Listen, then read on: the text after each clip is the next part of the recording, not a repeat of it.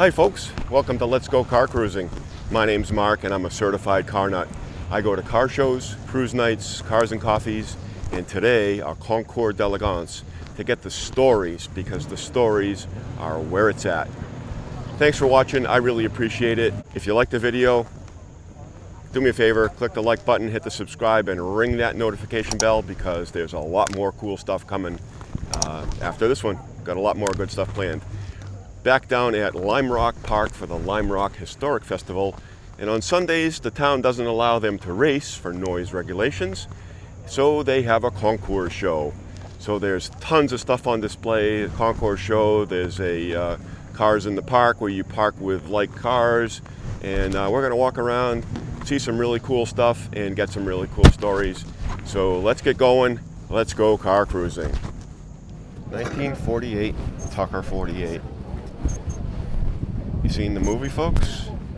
You see them in pictures? And how often do you get to see one in public? This is just stunning. The 3 exhaust pipes per side. Beautifully detailed engine compartment.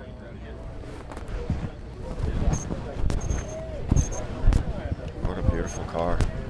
History right here, up close and in person.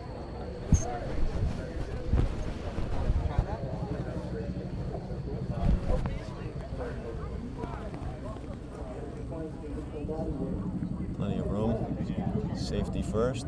A lot of safety innovations.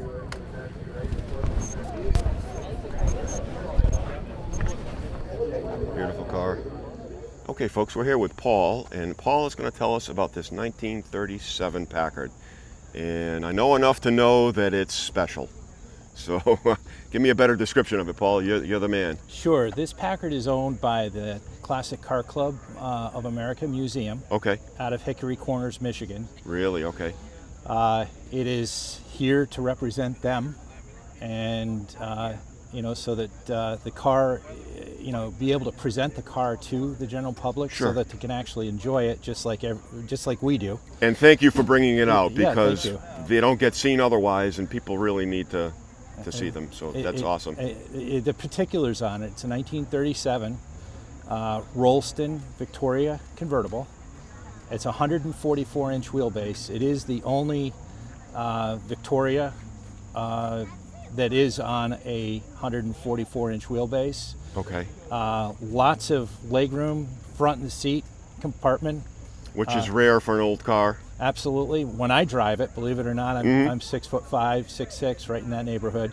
I end up having to pull the seat up forward because it's got so much legroom. And well, that makes it room. so much more enjoyable, I can imagine, because the small cars and us big guys don't generally go together very well. Interesting features. One of them is that this car has a rear passenger door handle. So the person that's in the back seat can actually open up the door, and as long as the front seat is pulled forward, that person that's in the back is able to access out of there safely. Oh, really? Okay. So it's actually got 2 door handles. It's got a door handle for the driver and a door handle for the passenger in the back seat. Wow. Never heard of such a thing. Yeah, it's pretty interesting. That's way ahead of its time, I imagine, right? Yeah, absolutely. Wow. And it's a 12, yes, which runs as quiet as a church mouse. You can't hear it, can't feel it. If you're like when we drove it out here on the field, a lot of people didn't even know that I was right there in back of them. Right. So, yeah. Eventually they realized there's a big car right there. Well, amen. Thanks for bringing it out, Paul. I appreciate it, and they're great to be seen, and have a great day. Yeah, you too. Thank you for the interest in the car. Thank you. Take care. We've got a 1933 Rio Royale. My God, where have you seen one of these? What a beautiful car. Rumble seat. Passengers in the back. Very nice interior. Nice driving car. Side mounted spares. I'm going to guess it's probably a straight 8. And all the chrome bright work on the front. 21. I think 21 was Wood Brothers. Still is. Neil Bonnet. Sitco sponsored. Back in the Winston Cup days.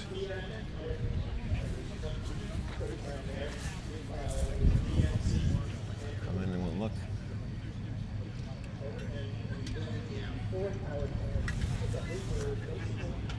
You get probably a newer seat in it for vintage racing. Cool car. And I believe this is the one from the parade. 63 Cobra 2156 Shelby Cobra Le Mans race car. So racing history. The knockoff wheels. What a historic piece. That is beautiful. All right, we're here with Steve, and Steve's got this little 1913, does it say? 13, yep. 13 Model T Speedster, and it is really sharp. Tell me about the car, Steve. So the guy that had gotten me into Model Ts had collected parts to build this car for 25 years and never built it, and ended up giving me all the parts, and I put it together, and he was able to ride in it a few times before he passed. He was that's an older awesome. Gentleman, yeah. Yeah, that's cool. That's the cool part of the story. Yeah, but it's a Model T Speedster. It's got all the vintage Go Fast parts on it. It's got a front neck, overhead valve conversion. I saw that. It's got a Winfield carburetor, a Bosch front plate distributor. It's quick. It's a fun car. Yeah, for a T. Yeah. Yeah. So this is what they would have kind of raced back in the day, or? Yeah, they would have built something like this and raced on the dirt tracks and that type of thing. Yeah. Because once there were two automobiles, they wanted to race. That's right. Well, that's cool. Well, great job. How long have you had it together? I finished it probably 2 years ago. Okay. I've had it together in different configurations, but a couple of years ago, I decided to do what I've done to it now and kind of really finish it. Awesome. Well, thanks for taking the time to say hello. Thank and you. Nice to meet you. Thank you. Enjoy the day and enjoy the car. Will do. Thank you. 65 Ford Galaxy Custom. Most of these were police cars and taxis. This one's got a 390 4-speed, kind of a sleeper. Plain Jane. After all this, I'm happy to talk to anybody who's interested. Yeah. And there you go. This is a 1963 competition Cobra, CSX 2129. That's an impressive set of carburetors sticking up through the hood. Earlier 289 car. And it's really special, this being Ford being the featured marque here today. Second owner Robert Wilder won extensive races. Did very well with this car. And there we go. he sold it in 52. One covered after. He wanted to go faster. Cool. And some cars. This is the Found on the Road class. Looks like an unrestored 69 Mach 1. They are only original ones. That's pretty cool. Ford is the featured marque here today. So we've got a row of Mustangs. Some new and some not so new. GT350H, first Rent-A-Racer. Sterlinga. Shelby GT350, 65, GT500 from 1969, 66 GT350, stutter much mark. GT500 from 67, and look at that one, dual quads. 428, I believe. Cool car. Another Hearst car. And a couple newer Shelbys. This is a 1949 Allard competition roadster. And if I can see it, you can see who owned it. Zora Arkustantoff. He raced the car when it was new. You can peek through. And those are Arden heads on a flathead Ford. Triple carburetor. What a stunning car. And this is the way it's shown. I was looking around the shocks too. So this is a 1915 Fiat Type 55, and it's got a 9-liter four-cylinder engine, which is enormous. And these cars are very historic.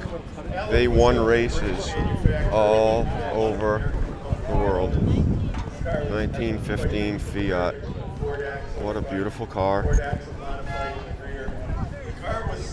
Where do you see these? So glad that I came today. Got to get out to see this show. It's awesome. 1915 Fiat.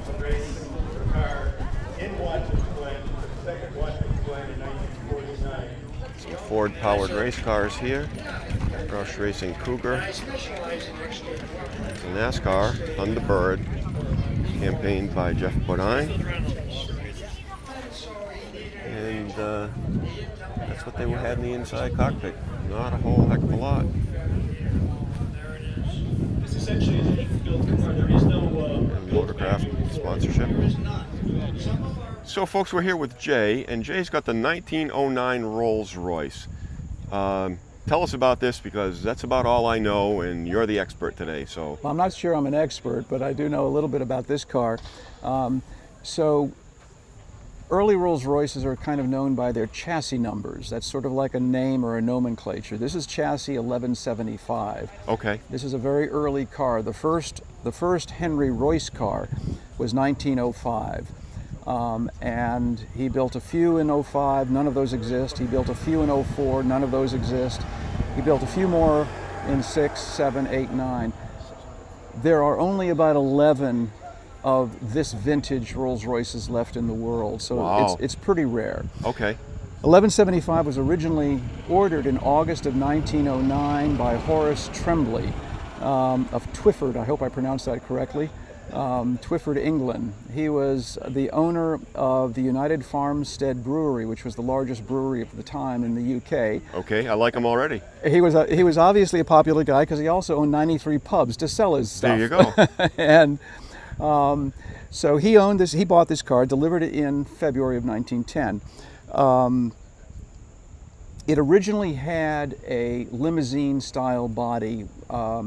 Some of you might know the name Sedanka DeVille. Yes, I've heard that. Mm-hmm. Where the front portion would be removed. Okay. So in a rainy weather, if it weren't put back on, the chauffeur would get wet, but the owner would stay dry. Right. This particular body is a more unusual body, if you will, and it's a lot more fun. It's a touring car body. Sure. Now, when you bought a new Rolls-Royce back then, you had to be wealthy, but if you were super wealthy, you might buy two bodies for the same chassis. Oh. So okay. you'd have your men, your chauffeur and your helpers, remove one body in the winter and put the other body on. In the summertime, you might want an open touring car to take you out into the country, or a roadster even, right. A two-seater with a rumble seat. This particular body is a touring car body. There's a Belgian name for it, Roy the Belge, and I probably just massacred it. Forgive me for all of you who speak Dutch. But Roy the Belge was because the conceiver who came up with this body style, very coach-like. You can almost imagine there not being an engine and 4 horses pulling this. Sure. Was the king of Belgium. So he concocted this body style, not for a Rolls-Royce, it was actually for a different car. But the style took hold and Rolls-Royce manufactured cars that had these bodies on them. Rolls-Royce did not make bodies. Okay. Rolls-Royce only made the chassis, like Bentley.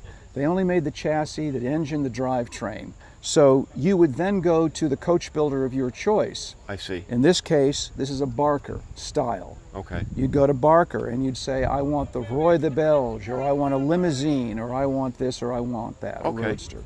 And they would build the coach, the body. So the proper name for the car is 4050, and that's based on the taxable horsepower of 40 in England and the brake horsepower, which we Americans are more familiar with, Sure. 50. So this is a high horsepower car for the day. I see. Okay. And remember, in 1909, most people were still riding horses. Yes. So this is a high horsepower car. It will tour 60 miles an hour, Wow. 65. Okay. It's most comfortable, honestly, for me, about 55. Okay. 50, 55. I had it out on the racetrack yesterday with 4 sailors that we gave a tour around the racetrack. We did 2 laps. Took the apexes just, well, There maybe, you go. not so well. But it's a great driving car. The steering is actually quite light. It is not a heavy car to drive. Okay. 3-speed transmission.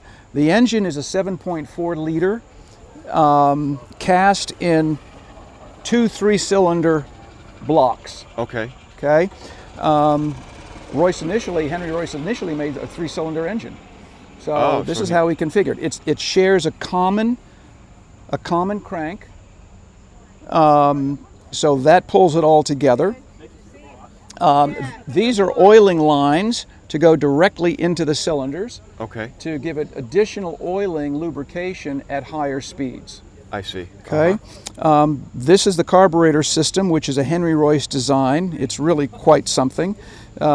It's magneto and battery driven. It's dual plug. Remember, 1909, 115 years ago, dual plug and dual ignition. Really? So very, Wow. very advanced Yeah. for the time. The lamps would have been, and if your camera can get it, probably not because of the reflection, but the lamps would have been driven by or sourced by gas by acetylene. Okay. So there's a wick in every single lantern or headlight, and you would pump the acetylene from a tank over on the left side and light your wicks. Well, I don't want to put a flame to this car. These have been electrified, so I see, okay. they're dual purpose right now. It's a two-wheel brake car. The drum brakes are in the rear, and that is operated with a standard foot pedal. But the real brake is this right here. Okay. It's not a parking brake, it's not an emergency brake, it is your hand brake. This operates a band about the size of a differential. Sure. It's massive, and that band, kind of like a Model T, if any of you know Model Ts, but that band compresses and slows the momentum of the drive shaft. This is your primary braking system. So essentially 2 braking systems. Let me show you a little bit of the interior here, because it's really, really kind of spectacular. You have a speedometer, an odometer. These are made by an English company called Elliott Brothers, very, very rare to see today. This is your temperature gauge, your oil pressure gauge. This is your ignition. This is your battery. This is a trembler coil. So this is the first part of the ignition system. And the trembler coil actually starts the process that leads eventually to the spark. You have your requisite clock, that's a Tiffany clock. And then, you want to come to the other side? I'll show you a couple of other things. Excuse me.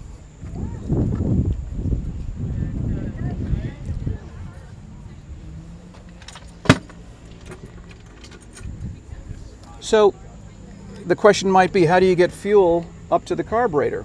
Well, the first thing you do is you hand pump and create Pressure the pressure in the tank. in the tank. Okay. And you do that until your engine has developed enough of a vacuum, and then the vacuum pump delivers the fuel. Okay. Exactly, and then you don't have to do that anymore. This is, I mentioned a little bit earlier, this is the acetylene to power the lanterns. Again, this one's been electrified. This is a very clever device. So in the old days, 1909, there were not gas stations. You would go to a supplier to buy your oil, but you'd show up with your own canister, and they'd pump out the oil into your canister. Well, you don't want that sloshing around in your car when you're touring. So Henry Roy said, let's be a little more elegant than that and put the spare oil or the extra oil in here. Then you remove this, attach a bicycle pump, pressurize the tank with a bicycle pump, turn the valve here, and when you need to fill up your sump, it flows. Wow. Pretty clever. That's before you could buy, oil in cans or plastic bottles. This particular car has the standard horn over there, which is the bulb horn, and it also has essentially this, which is really an air horn. Okay. It's very, very loud. Get your attention. It gets your attention. This is a touring car, so the top does come down, and it becomes a very open car. It's very comfortable to drive, it's very fun, and if I could just put a punch in for the Silver Ghost Association, which is a very, very active driving club. We don't put on shows, we put on tours. Anyone interested? That is a show. It's a show. It's a show going down the road, and we love to drive our cars. We go to different places and see wonderful things. And the other aspect about owning a Silver Ghost is there is a tremendous support system. Terrific. We can get parts, we can get help. I'm always on the phone to people who are much smarter than I, and that doesn't take much to be smarter than I, but my friends are very smart, and I'll call them and say, okay, what do I do here? And they help. So I invite everybody to at least drive one, sit in one, ride in one. Well, that's awesome. Have one. Thank you so much for your time. You're very welcome. And for the history lesson, and thank you again for bringing it out where people can see it, because they need to be seen. It's the real pleasure, having people enjoy the car, and especially young people. I love young people seeing these cars. Perfect. Yeah, Well, thank you, and enjoy the rest of the day. Thank you very much. Thank you. 33 Plymouth Speedster. 19th. Wow. Okay. It was originally a standard body coupe and raced as a standard body coupe before World War II. And during World War II, the owner worked in an aircraft factory, and he took the steel, from the scrap steel from the factory, and built this body. Okay. And it wasn't finished like this, obviously. Right. But but it ran. It's all period correct Chrysler products. Okay. So it's still got a flathead 6 in it. Really, that's cool. The transmission's a 3-speed Plymouth transmission. Rear end's Plymouth. So everything in the car is either Plymouth or standard Chrysler stuff. Well, the Chryslers were winning at Le Mans back then too. Well, because they have so much torque. Right. Yeah. So they're running against the Ford V8s and the Chevys, but it has more torque. There's more low torque. On this track, for example, I drive it only in third gear. Okay. No need to. Don't need anything else. I can pull from a dead stop in third gear. Wow. With this, without slipping the clutch. I mean, just. Right. So somehow the Gateway Auto Museum in Gateway, Colorado got a hold of it in the late 60s. I see. And they did this restoration. Okay. And it came like that. And I raced it for 6 years without the roll bar. Okay. And in 2020, I put the roll bar on. A little bit safer. A little safer. My wife had been after me for all this time to put a bar on.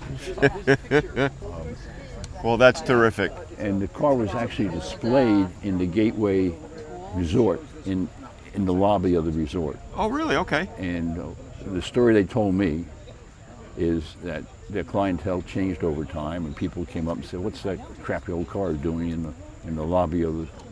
Why don't you put something nice in there, like a Corvette?" Oh. So they declared the car surplus. Okay. And they put it in Barrett Jackson. I see. Which was at that time was a no reserve. Right. Auction. But it was the first year Barrett Jackson had reserves, and okay. They had completely miscalculated the time it took. This car was scheduled for 8 o'clock Saturday night. If it had gone to 8 o'clock Saturday night, I wouldn't own it. Sure. It came up for sale at 1 o'clock. A.M. Yes. Oh, So Sunday morning. yes. Nobody in the room. No, me and one other bidder. Yeah. Yeah. And that's So how I good got for it. you. That's how I got it. And I've been racing it ever since. It's been raced, and you can see all the Yeah, inspection the stickers and yeah. Well, awesome. Well, thank you, Lester. Thank you for telling me the story, and continue to have a ball with it. I will. Thank I you. expect to be here next year too. There you go. Bye, race. So these are the cars of the nickel era. This is a Vauxhall from England, right-hand drive, and the brightwork, as stated, is not chrome. It's nickel, which is not quite as shiny as chrome. Got a more silvery, buttery soft tone to it. The interior. And dual side mount spares. What a pretty car. Here is a 1923 Pierce Arrow. That's what I'd like to do. I got the Body key. by LeBaron. Thank you so much.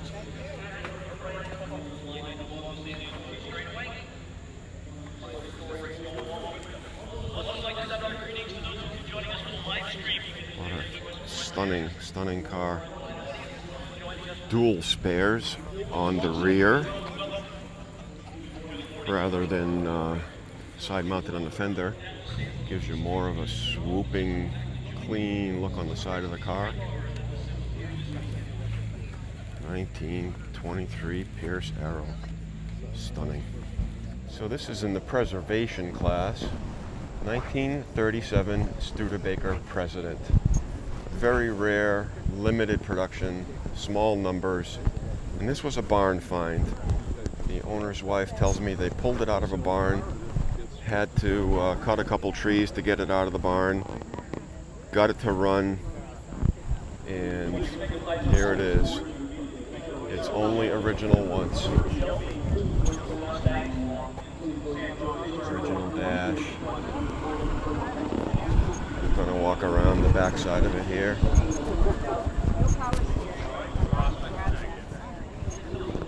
And we'll look inside. And they won a President's Award, Chairman's Award. And unmolested original engine compartment. Really cool Studebaker President. It's like the European sports car class. I'm just going to walk down and view these beautiful cars. Lotus.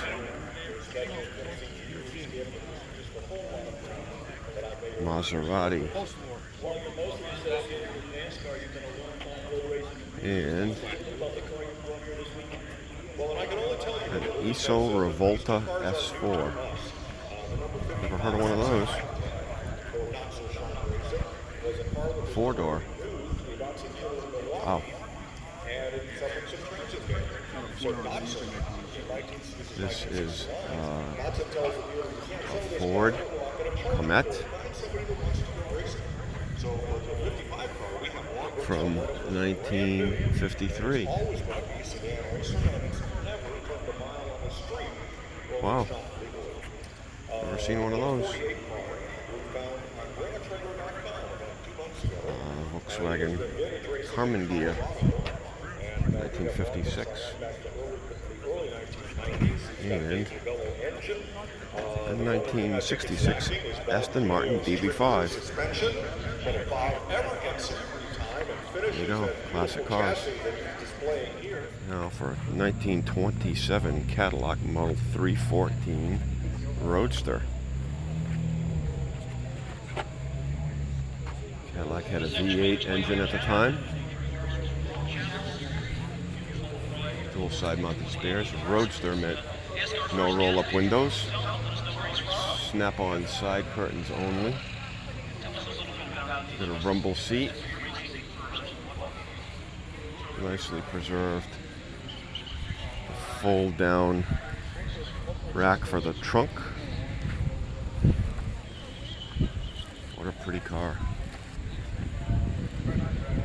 All your gauges and instrumentation. Cadillac. This is a 1916 Pierce Arrow Model 38. Belongs to Wayne Carini. The more commonly known fender-mounted, molded-in headlights was a Pierce Arrow styling hue.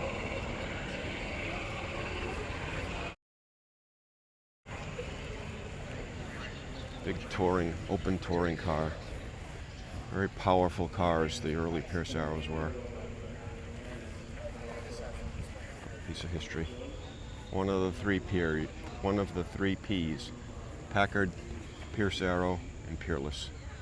The pinnacle of automotive styling and quality back in the day.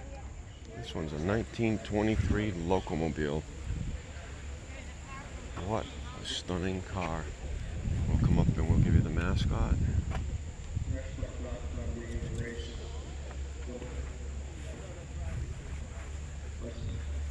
And this one, I believe they'd probably call it a sport Phaeton. Well, it didn't have the second cowl. It had the windshield to protect the back seat passengers from being buffeted by the wind. Here's the instrumentation, dashboard. What a beautiful car, a Locomobile. 1949 Cadillac Club Coupe. Two-door. And what a style. Wire wheels. And Cadillac. And you were styling driving one of these bad boys. And the swooping back trunk cover. Back window. Stop and take a look at this. Stunning car. Wow, it's beautiful.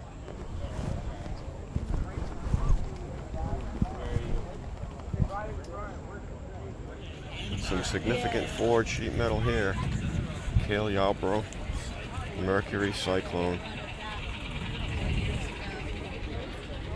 Signed by Lenny Wood, Eddie Wood, the Wood brothers.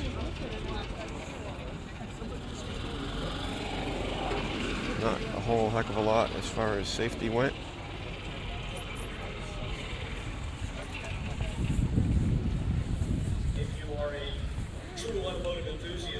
Mercury Cyclone 21, Wood brothers livery. What a stunning car, important car. And there's the Boss 429. Ruled the track back in the day. Wow. All right, here with Vinny Lyons, and his name's on the door, so that must mean you raced it. Yes, I do. I still do. Still do. Yes. Well, that's awesome. You've had it how long, you told me? Well, I bought it in '69, so do the math. Okay. 54 years. 54. Wow. Roughly something like that. So, what class? It was super stock.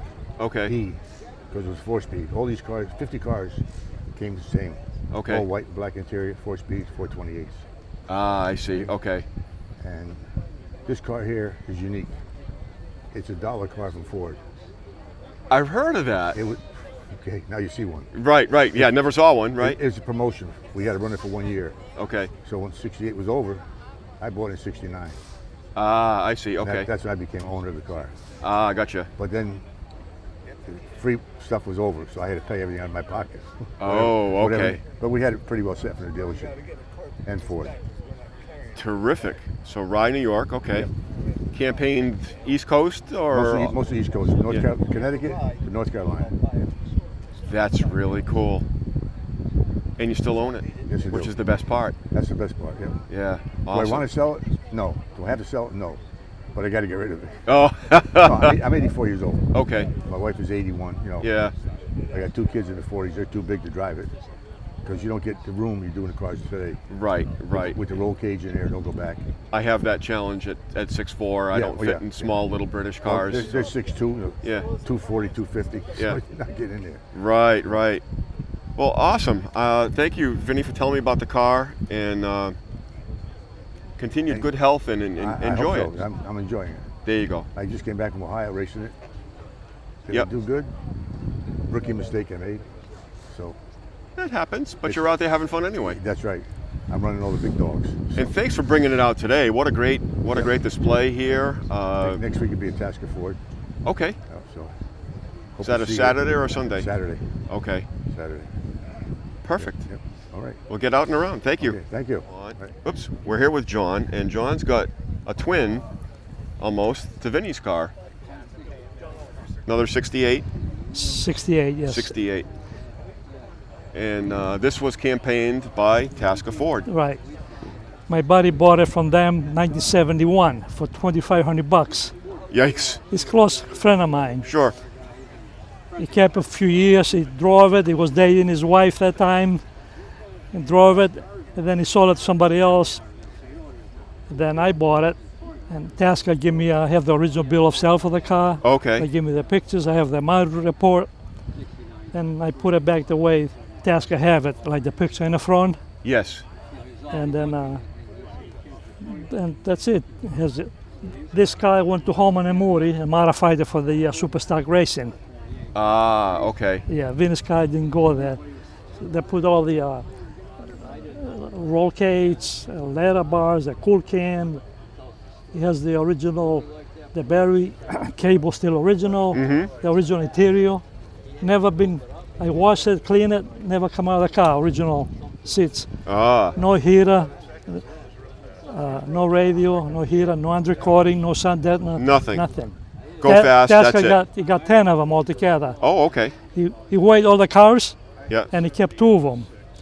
This one to Holman and Moore, and the other one they put a 427 Thunderbolt. It was street racing. Ah, okay. And as a matter of fact, next Saturday we're going up to Tasker Ford. Tasker show, yeah. Yeah. And, Awesome. I owned it for almost 38, 40 years, the car. His original, the body all original. I find the original slicks that was used in the blue streaks. Oh, They okay. have re-chromed the wheels. The motor is almost the damaged the block, so I find out the block. Uh-huh. But it has the original radiator, original water pump. A lot of probably the only one still that have the original stuff from Holman and Moore. Great. And Tasker, this car was a Superstock E, but it was breaking too many parts with a 4-speed. Yep. Drive shafts, trainers. So Tasker, he put a Superstock. You see the A, Yes. different color? They put the automatic in there. Oh, okay. And A little bit more reliable. yeah. Yeah. So Awesome.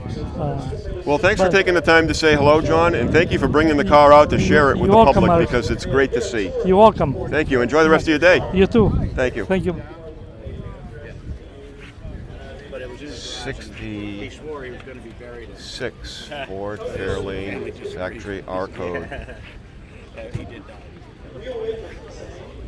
Tell me it's never been street titled. Always been a race car. Got just over 1,000 miles. Quarter mile at a time. Go fast. Not to be left out, Mercury got in the game and they went racing. Probably vintage, probably street racing. But it's a Cougar.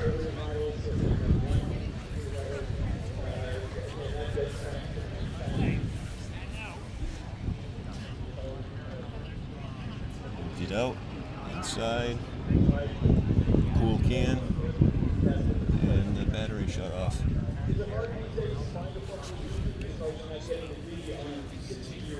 Pretty car. Through the car, basically. Sure. Okay, we're here with RJ, and RJ, you're with. I'm a dealer, so I'm with HK Motorcars. I'm Okay. the dealer for Kimera Automobili Okay. here in the U.S. Walked by it, and I gotta be honest, I knew nothing about it, never heard of it, Yeah. and it looks real cool. So, I'll walk you through it. So, Okay. and this is kind of special because we actually have a real deal Delta S4 over here to our right. Okay. That was a successor to what this car is really paying homage to. This is a resto mod, if you will, paying homage to the Lancia 037. Which Okay. was a legendary rally car. It was the last rear-wheel drive rally car to win the World Rally Championship in 1983. Okay. Beat the Audi Quattro. And then they basically hung up the coat and said, all right, we're going to move onto all-wheel drive, and that's where the Delta S4 came into play. Ah, I see. Okay. But this car it's a whole new car. It's based off of, it uses an actual Lancia Scorpion as a donor car, which in Europe was sold as the Beta Monte Carlo. That was the original donor car used in period for the launch of 037 rally cars. Those cars were almost silhouette race cars. They just had a little bit of the passenger cell. Okay. And very much applies to this as well, except now this is just built with modern materials. Okay. So, you know, if you look at the engine bay, you compare it side by side to an actual 037, it looks similar-ish, similar architecture, except now this is all, you know, new materials. So the whole body is carbon fiber. Okay. The whole chassis, it still has a steel tubular chassis like the 037, but it's now chromoly, so it's a very lightweight, durable steel alloy.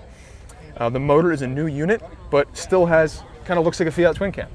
And that's because they took an original Group B motor, disassembled it, 3D scanned it, and rebuilt a new motor from there with forged internals for higher output. And so now this motor is pushing 605 horsepower at peak output, and the car weighs about 2,300 pounds. Okay. So power to weight, man. That's where not bad. it's at. Yeah. Exactly, not bad. Yeah. The transmission comes out of a Gallardo, an R8, so it's a Graziano, 6-speed manual gearbox. Okay. Regular H pattern. And you can see in the back some more of the Group B influence, the twin shock setup. I saw that. Side. I'm like, wow, twin. So exactly. So it's just a single shock push rod up front, but in the back it's the twin shock. It's just a Group B design. Really helps with damping in the back. Okay. And these are not adjustable, so it's just a single setup. But on the road, it just handles so well. It's so hard to get this car to understeer. You really, like, it's almost impossible, but oversteer for days, and it's so controllable. It really is, it's pretty impressive what they've done. They've really translated a rally setup to the road. Wow. Control or it's all raw? No TC, no ABS, none of that. Nice. Exactly. None of that foolishness, No. right? Yeah, and then, so going along inside, you can see some of the silhouette. It's just a very, you know, iconic shape of the Group B car. But, you know, inside is obviously totally different from the rally car. This is completely, you know, this is a road setup. Still a little bit boy racer, you know, romp and stomp, if you will, but just refined with very high quality materials, Alcantara over every surface, really high quality carbon fiber bucket seats. You know, the whole tunnel is carbon fiber. You see the exposed shifter as well. Yep. Wow, that's really cool. Yeah, and the dashboard setup is very similar to the original car, just modernized. So it has all modern electronics. All the gauges are modern CAN bus. And, I see, okay. Yep. And then coming around to the front, just that iconic shape with the 4 headlights and the snarling grille. But, you know, totally radicalized for you know, just a very modern look, modern aesthetic. So these are in production? These are currently in production. So this is the first prototype. This one we just debuted at Pebble Beach a couple weeks ago. And that's awesome. That's a good place to go. So this is the only one in the world right now for the EVO38. They did have an EVO37 limited run before this car, and those cars are all sold out now. They're all built.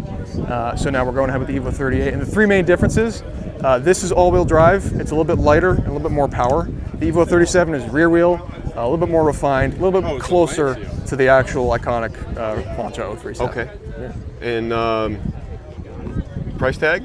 So this one starts at 880,000 euros. So it is, and that does not include the price of the donor car, but luckily the donor car is only about $5,000 to launch a Scorpion, and it can be as rusty, no engine, you don't need any of that. It's just a little bit of the passenger cell, some of the sheet metal, the rear firewall, the front bulkhead, that's all they keep, otherwise it's a whole new car. Perfect. Well, thanks for taking the time, RJ. I appreciate it. My pleasure. Thanks for stopping by. Nice to meet you. Thank you. Yeah, likewise. A couple more Cobras. 64, 2317 in a dark blue. Pretty car. 63 Cobra, CSX 2072. Kind of a street car. Wire wheels. Got a roll bar for spirited driving, but kind of a street car, I would say. Pretty cool. A little more civilized without the side pipes barking at you. But very significant car, cool car for a Ford day. Got a red, white, blue, patriotic Ford GT from 2019. I don't know if they're all going to start off. We get an original GT40.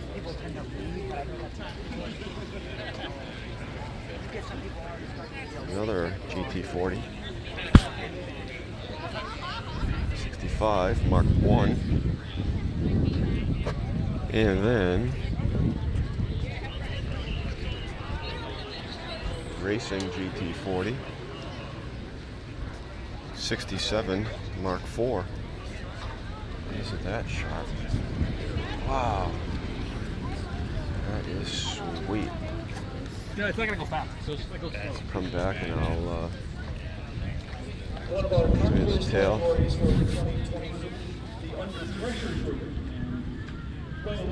Cool.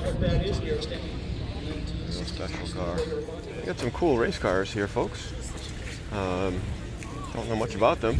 Mike Joy's car. Hi, Mike. Doing it in a Datsun.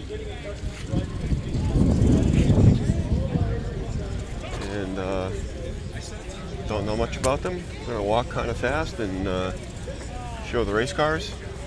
And I don't know how much more I'm gonna get to see today. Helping my friend Mark with the Coupe Express Studebaker. I'm kind of limited to my time to get around here, but we're having fun and seeing some cool race cars. And this is a yearly event on Labor Day weekend. As I said at the beginning of the video, they race, vintage race on Saturday and Monday. And the local town ordinance is that they are not allowed to race for noise purposes on Sundays. So they have a car show. Car show, race car show, a concours show. And I'll go up a little bit. There's the overpass on the end of the front straight. And there are cars all the way around. And you can walk through the pits and check that stuff out too. Great show. I come down and see this one, 63.5 Galaxy 500 XL. Different with a 406 in it. Single 4-barrel. 406 tag on it for my Ford friends. And it's a cool car, but kind of down here by itself. Feeling lonesome, so I had to come down and say hello. Floor shift on the console. 63.5 Ford Galaxy. Beauty. Over here about 50 years ago, and I had it for 40 years, and we finally got it running about 3 years ago. It's a good runner, and it's a lot of history. Yeah, like I was saying, Roland, I know very little about motorcycles, but I know enough that a Vincent is an important motorcycle. It's Richard Thompson, is the car, and it was a show in Derry, New Hampshire. Okay. This past winter, and he did the song in front of the crowd. We had the spotlights on it and all that stuff. So that's cool. So yeah. these were the bike to have back in the day, right? Oh yeah, it held this fastest speed record for 20 years. Rolling free. You ever see that picture of a guy laying on a motorcycle on Bonneville? Yes. Did 150, it was on a Vincent. Oh, okay. And he did 150 miles an hour in a bathing suit. Took the seat off, was laying on the fender. When men were men. Yeah, and that's Richard Thompson's signature. The guy who made the song about Who Richard wrote the Thompson. song? Yeah. Oh, wow. Yeah. Okay, cool. Yeah, do the song someday on Google it. You'll hear it. I will. Yeah. All right, thank you very much. Okay, thank you. This one stopped me in my tracks. It's 1939 Graham Model 97 supercharged combination coupe. And it is beautiful. Look at that nose. It just doesn't quit. This one's restored beautifully. Art Deco styling at its best. Look at that. Whew. Amazing.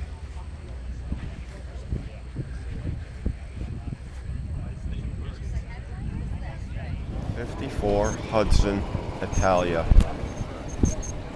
What a design. Stunning, stunning car. Beautiful steering wheel. Interior. Walk around the back. Style. Wow. Hudson Italia. 32 Ford Highboy Roadster. Hot rod. Brake drums. Dropped axle, the chrome axle. Really stylish headlights. Little wheels. And the said it's like a 35 or 36 truck vents. Just enough to be a little different. Say wow. And the big tires on the rear. Big ones and little ones.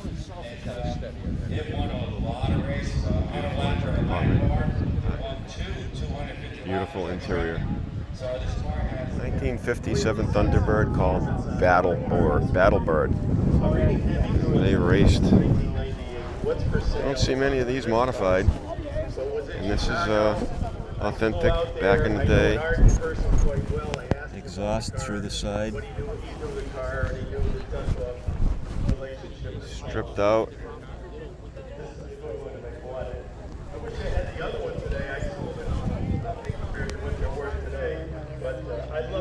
Special wing for aerodynamics. Really sharp car.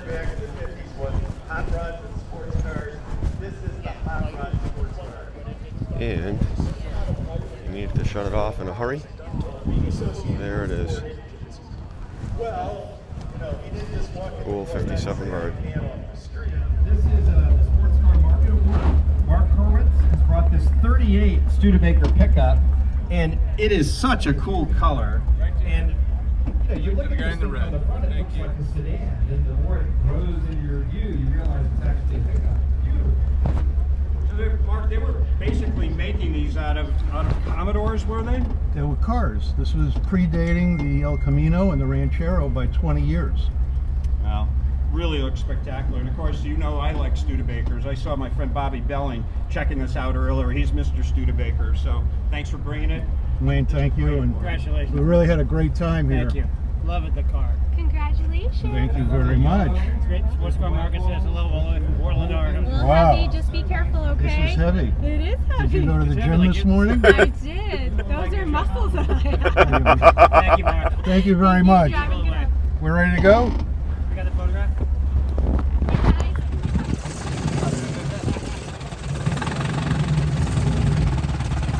What a cool Oakland. Girls love cars too. He's gonna put that bad boy right up in there, nice and straight.